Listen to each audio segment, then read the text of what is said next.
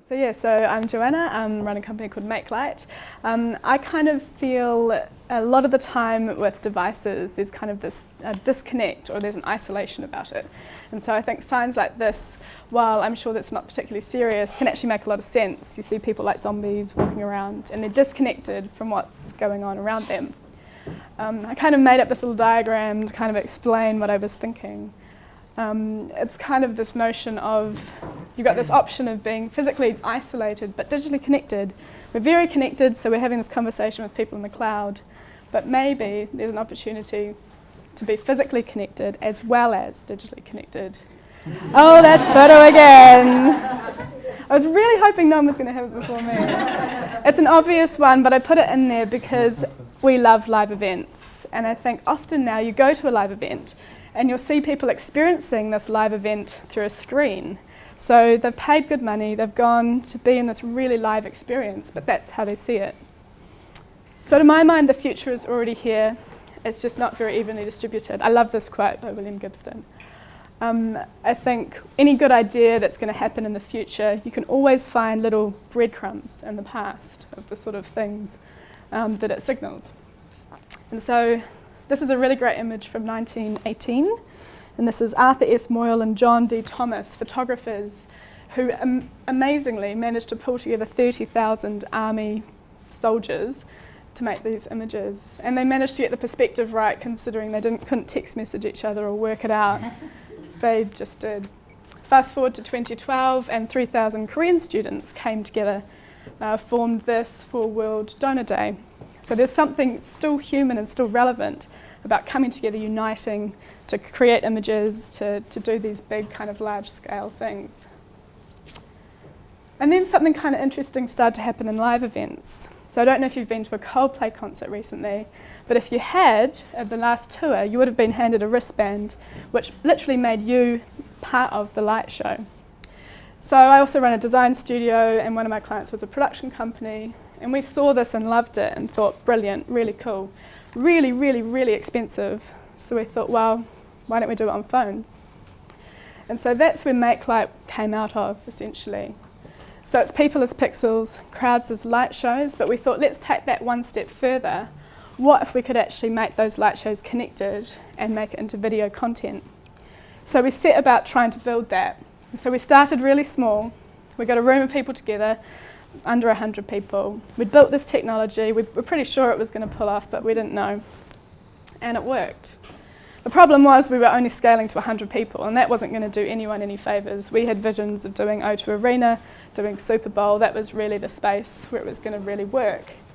But really that first little test was enough for us to see that we could at least develop something quickly, and we could look at a way to kind of scale that and work with it. And there was, even though the people who came were sort of part of a test, they still loved it. There was something really still quite human about the experience that we wanted to explore. So we set about developing, and then this happened, which really helped because suddenly it became really easy to explain to people what we were up to and what we were developing. I think as well this really validated our idea that there was just more and more breadcrumbs of audience participation, of this democratization between a stage show and all the people.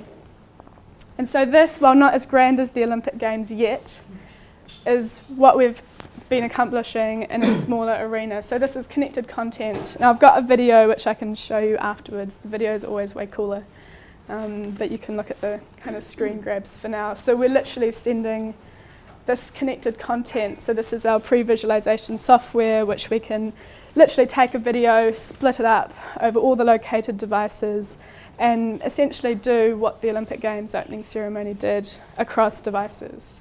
We're across Android, iOS, and Windows 8, so we pretty much get everyone in the audience, and we have to be democratic like that. We can't only develop for one platform. This is for everyone, right? So we want everyone to be involved. So yeah, I mean, again, I can show you the video afterwards, but you can sort of see the crossover between the previs and the actual live show. And it's a really great dynamic. So this was a conference, but music, obviously music events are what we're heading towards, doing large stadium shows. These were all the people on the iPads. And I think what I loved about seeing it come to life is people became less fixated on their device and fixated about each other.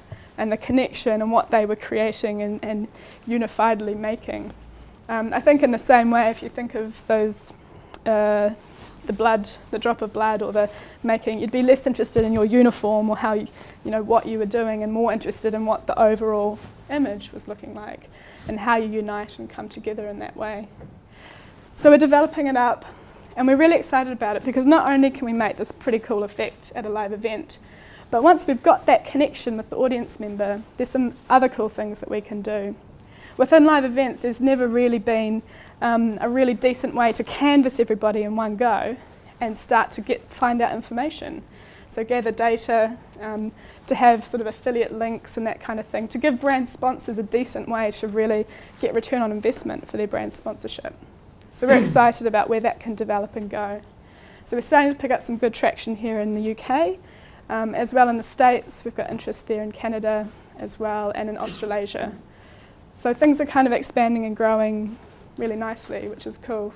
And I think, as the final slide, it's cool to see other products in the same space, really embracing this physical connectedness that devices can bring to us. This is Gameplay by Samsung. All of the phones come together to basically play a track together. So it's not isolating us, but connecting us, and I think that's where we're going. Thanks.